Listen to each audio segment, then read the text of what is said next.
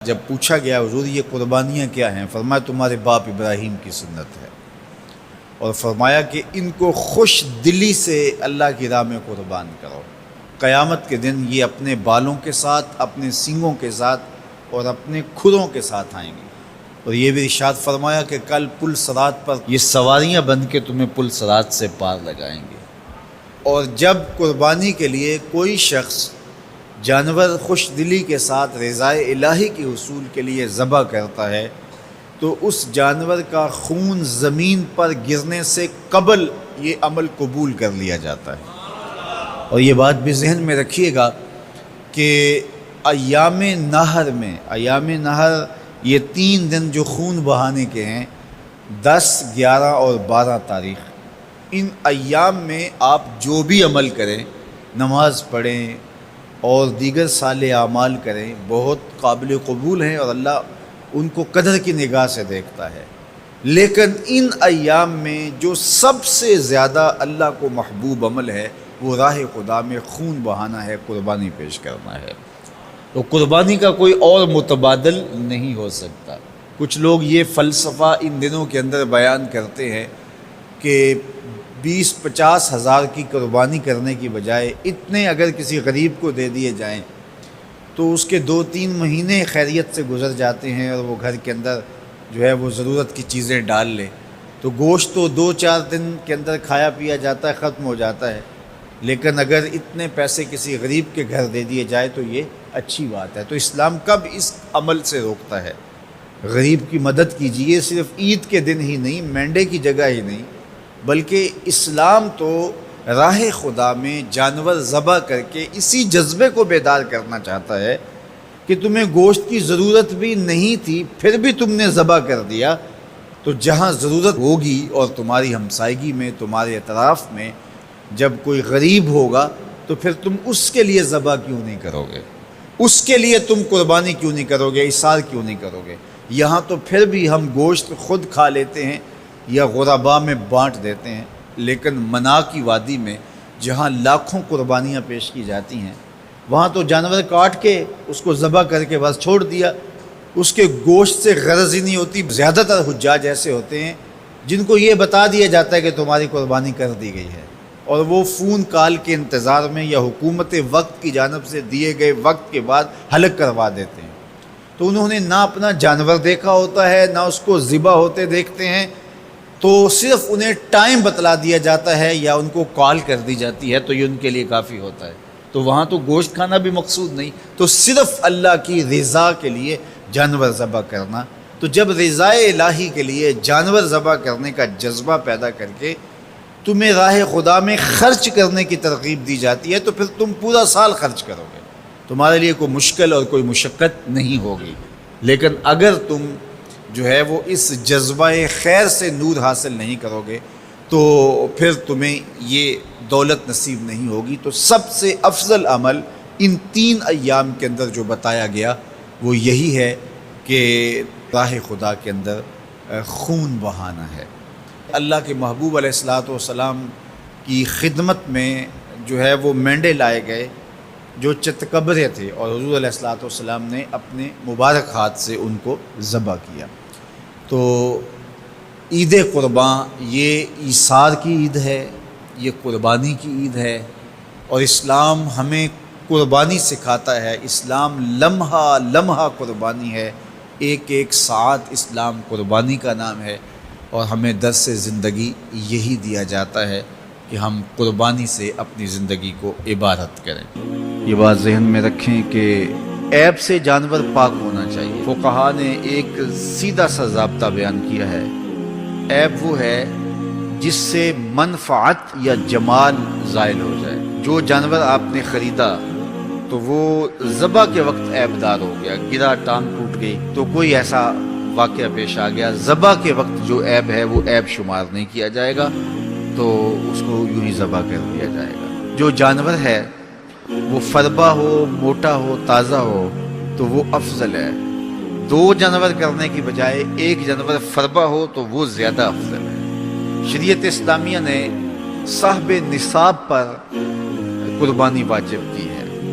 نصاب وہ ہے جو ہمارے ہاں زکوٰۃ کا نصاب ہے، یعنی 52 تولے چاندی یا 7.5 تولے سونا، یا اس کی قیمت زکوٰۃ کے نصاب میں قمری سال گزرنا شرط ہے، لیکن یہ جو قربانی اور صدقہ فطر ہے اس میں سال گزرنا شرط نہیں ہوتا۔ ان عید کے 3 دنوں کے اندر ایک لمحے کے لیے بھی کوئی مالک نصاب ہو گیا تو اس کے اوپر جو ہے وہ قربانی واجب ہے۔ پھر قربانی ہر اس شخص پہ واجب ہے جو مالک نصاب ہے۔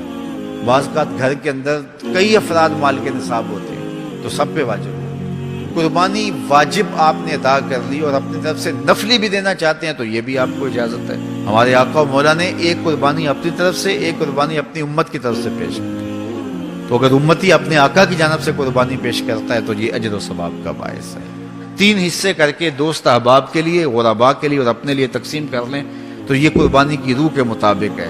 سارا اگر خود استعمال کرنا چاہیں تو بہرحال اس کی بھی اجازت ہے، لیکن قربانی کی روح کے منافی ہے۔ جس کو گوشت لگتا ہے اس کو کھال بھی لگتی ہے، جس کا گوشت آپ خود بھی کھا سکتے ہیں تو کھال خود بھی استعمال کر سکتے ہیں، یعنی آپ کھال کا مسلح بنا کے گھر رکھ سکتے ہیں، کھال کو اپنے گھر کی کسی ضرورت میں جو ہے وہ لا سکتے ہیں، لیکن قربانی کی کھال بیچ لیں اور اس کی قیمت اپنے مصرف میں لائیں یہ نہیں کر سکتے۔ قربانی کی کھال اگر بیچ لی ہے تو اس کے پیسے صدقہ آپ کر سکتے ہیں، کسی دوست کو دے سکتے ہیں، کسی غریب کو دے سکتے ہیں۔ تو قربانی کی کھال جس کو مرضی دیں، لیکن بہتر یہ ہے کہ قربانی کی کھالیں مدارس دینیہ کو دی جائیں، کیونکہ یہ مستحق بہت زیادہ ہیں۔ مدارس دینیہ کے بجٹ کا زیادہ تر انحصار قربانی کی کھالوں پہ ہوتا ہے۔ کسی زمانے میں مدارس دینیہ کے لیے، مساجد کے لیے اور خانقاہوں کے لیے امراء، رؤساء اور حکام جاگیریں مقرر کرتے تھے اور ان کا نظم و نسق چلتا تھا۔ ہمارے دیہاتوں میں آج بھی مسجدوں کے نام پہ 8-8، 5-5، 6-6 جو ہے وہ ایکڑ نام ہوتے ہیں اور مسجد کی ضروریات اور اس کے محاصل سے پوری ہوتی ہیں، لیکن اب تو مدارس دینیہ کا انحصار رہ ہی قربانی کی کھالوں، زکوٰۃ فنڈ اور لوگوں کے تعاون اور مخیر حضرات کی کوشش سے رہ گیا ہے۔ اس لیے اپنے مدارس کی طرف بہت زیادہ توجہ دینے کی ضرورت ہوتی ہے اور قربانی کی کھالیں کوشش کر کے خود مدارس دینیہ کے اندر پہنچائیں۔ اور آپ کے سامنے جامعۃ المصطفیٰ ایک ایسی درسگاہ علمی ہے کہ جس کے فیضان سے ایک زمانہ متمتع ہو رہا ہے اور یہاں سے نکل کر اطراف و اکناف عالم کے اندر جو ہیں وہ لوگ پھیل رہے ہیں اور فائدہ پہنچ رہا ہے۔ اللہ کا شکر ہے، یہاں سے جانے والے پیغام کو مسلم بھی قبول کر رہے ہیں اور غیر مسلم بھی قبول کر رہے ہیں۔